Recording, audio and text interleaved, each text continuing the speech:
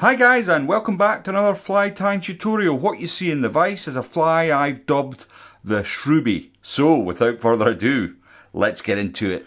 The hook in the vise then is a Hackle H200 barbless hook. This one's at size 8. It's on a heavy wire and it's finished in black nickel. The thread I'm going to be using today is from Simplify. It's nano silk at 12/0, and as you can see, it's brown. As always with the nano silks, I like to get a tiny touch of super glue onto the shank of the hook just to help bed the silk in. So I'm just going to use the silk to move that glue up and down the shank, and then I'll catch in my thread just behind the eye and then run a bed of silk up the hook. So just as I pass the point, I'm going to take away my rat's tail. Now, for the tail of this fly, you can see I've got what's left of a partridge cape. Now, some of the feathers up the top, they're only good for really winging flies, but I'm going to use it for the tail. Now, I've pulled out a feather already, which I've got here, and what I want to do is get rid of the rubbish at the bottom of the feather here. Just get that out of the way, and then I'm going to take approximately a thumbnail's width of these fibres and pull them away like so. I can then pinch them together with my thumb and forefinger in my right hand. I'm going to dress that up to the shank of the hook, and what I want is just a little over half the length of the shank. So if I lay that on like so, that looks about right. I'll get a couple of turns in just to hold it into place, then have a look at what I've got. Yeah, fairly happy with that. So I'm going to come in and trim the excess. Then I can just, in open turns, tidy that up a little. And there we go. So next then, we're going to put in a rib. And I'm using some mirror tinsel. This is at 0.8 millimeters, and it's just a pearl luminescent. And I've got a bit cut off here that I've been using earlier. So I'll just tie that in at the base like so. And next we're on to body dubbing. Now, I'm a big fan of Andrew's scruffy dubbing. I use it for lots of different things, but all this is natural mix of rabbit and hare and squirrel, and it's just lovely dubbing, great to work with. So I'll take a bit out of the packet, thin it out a little, and get ready to dub it onto my thread. Now, I want the dubbing to be relatively generous. So there's a saying in fly tying that less is more. On this occasion, more is more. I want plenty of this dubbing on here. Just going to fill up the gaps. I'm going to keep the body relatively even, and then I can put the remainder just down at the vise in case I require some more at the end. And then what I can do is come up the body of the fly, and that's just about right actually. Get several turns in front just to stop it going anywhere. And next I want to bring up this pearlescent rib. Now, it's fairly robust anyway on its own, but just as a matter of belts and braces, what I like to do with tinsels and the like before I bring them up the body is just get a coat of super glue onto your tinsel.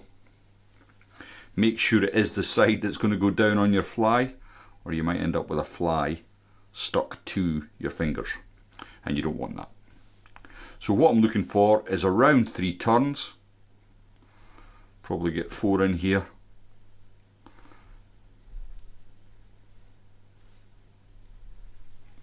It's not, unless you're tying up a batch for a friend and you want each one to be perfect, you don't need to overly worry about counting turns on this occasion. So I've cut that in, that's looking pretty good. Next I want to grab my dubbing brush and tease out all them fibres from my dubbing. The rougher the better, I find, this pattern.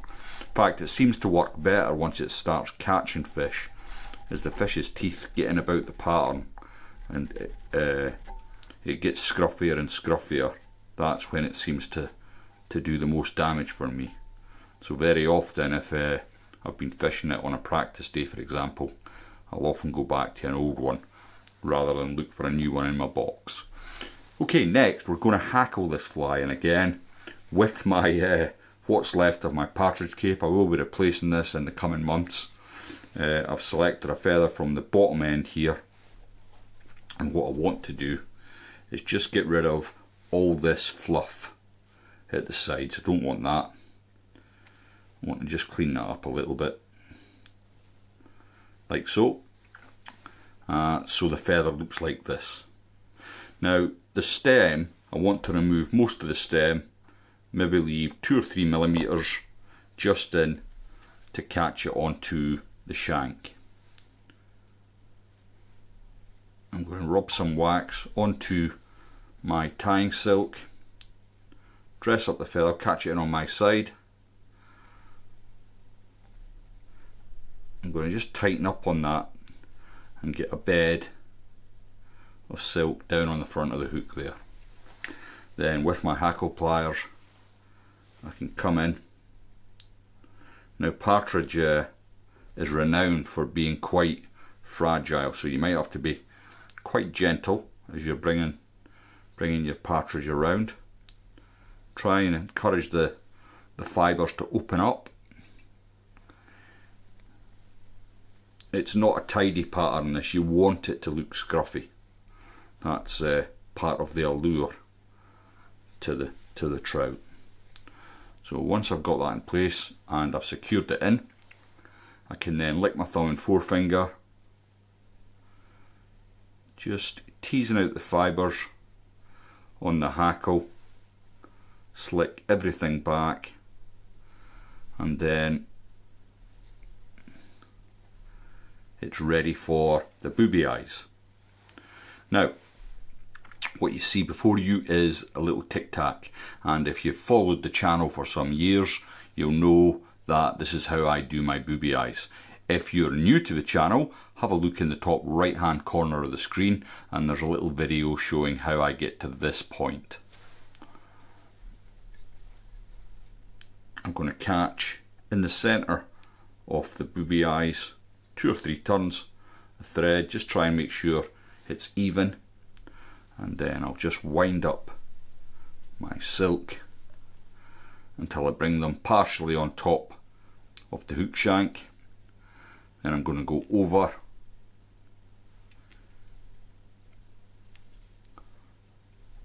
uh, 6 to 8 times, usually does it, and then carefully, excuse my fingers, I'm going over the other side in a figure of 8 motion.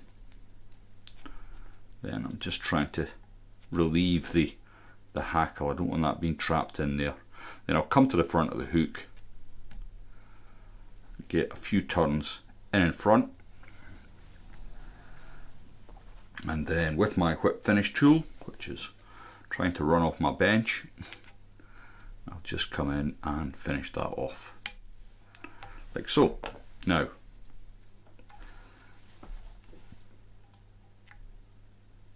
once that's in position, it's a simple case of coming in with your super glue. Again, it's handy if you've got a little brush applicator. I'm going to part the eyes with my thumb and forefinger, like so.